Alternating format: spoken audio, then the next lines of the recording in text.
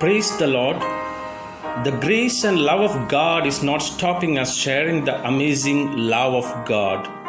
Dear brothers and sisters, let me share few thoughts from John chapter 3 verses 16. For God so loved the world that he gave his only begotten Son, that whosoever believeth in him should not perish but have everlasting life. This is perhaps the greatest text in the Bible.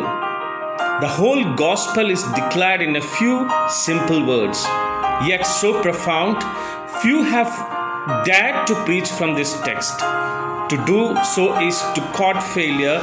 No way can we ever fathom the depths that are here. The text comes as a part of the answer to the question of Nicodemus, how can these things be? Jesus had said to Nicodemus, you must be born again to enter the kingdom of God. You have to be born of the Spirit. Men are not children of God naturally, it takes a new birth. But don't allow any man to deceive you on this point. Man born of the flesh is dominated by the flesh. Man born again by the Spirit is ruled by the Spirit. The life of the Spirit is superior to the life of the flesh, and this is a point of argument for many. Let me tell you, life is intended to be much more than eat, drink, and be merry. The true purpose of the life not discovered until a man comes into fellowship with God by the new birth.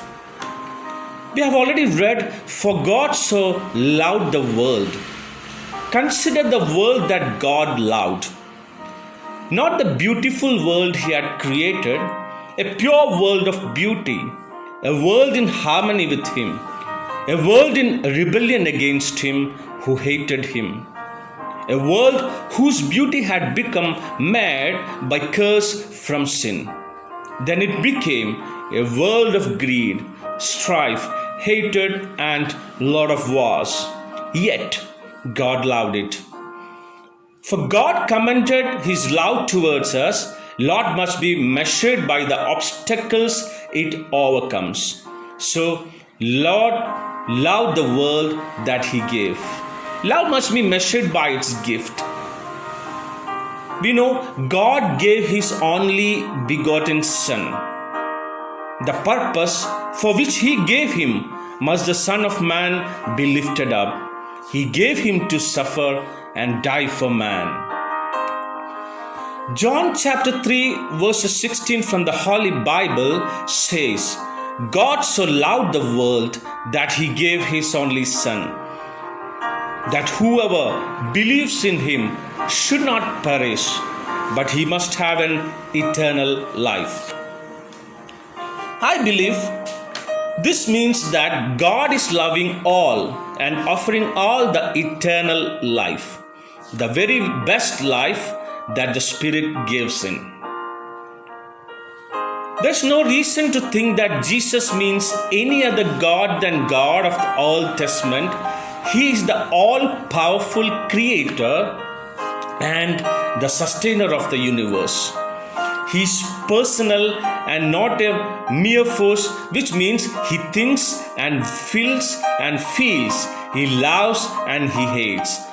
And as a personal, he is moral. That is, he deals with us in terms of what is right and what is wrong, and what is good and bad, and it is a moral. The most common meaning for world in John is the created and fallen totally of mankind. It is written in John chapter 7 verses 7. The world cannot hate you, but it hates me because I testify about it that its work are evil. John chapter 14 verses 17, the Spirit of truth, whom the world cannot receive, because it neither sees him nor knows him. Two things need to be said about this giving. One is that it is a giving from heaven. I repeat, it is a giving from heaven. And the other is that it is a giving not just to come to earth but to die. Verse 17 replaces the word give with send. For God did not send his Son into the world to condemn the world, but in order that the world might be saved through him. So the giving of verses 16 is God sending his Son into the world on a mission from the heaven. Not everybody will benefit from what Jesus came to do. It is very sure and it is written in the Holy Bible. I repeat, not everybody will benefit from what Jesus came to do.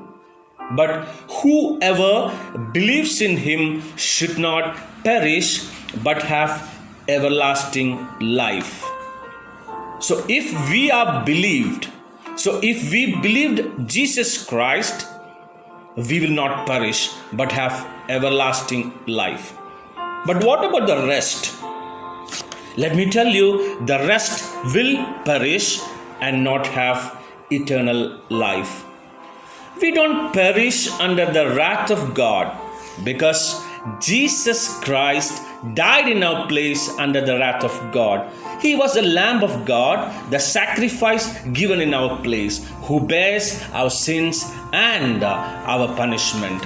So, we have eternal life both because Christ died in our place and because in him is life.